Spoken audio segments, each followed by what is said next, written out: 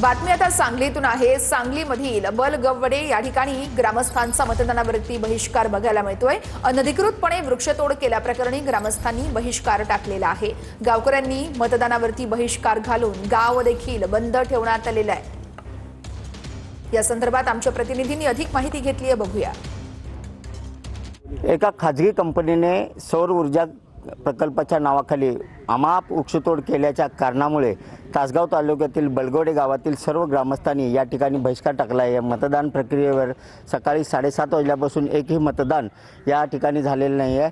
या ठिकाणी 2 मतदान केंद्र आहेत, पण या दोन्ही मतदान केंद्रावर येथील स्थानिक नागरिकांनी ग्रामस्थांनी बहिष्कार टाकलेला आहे। एकंदरीत पाहिलं तर सकाळपासून या ठिकाणी हे सर्व अधिकारी कर्मचारी मतदान केंद्रावरती असेच बसून आहेत आणि ग्रामस्थसुद्धा या ठिकाणी दुसऱ्या बाजूला गावामध्ये एका ठिकाणी सर्व जमलेले आहेत आणि ते सुद्धा एका ठिकाणी बसून आहेत।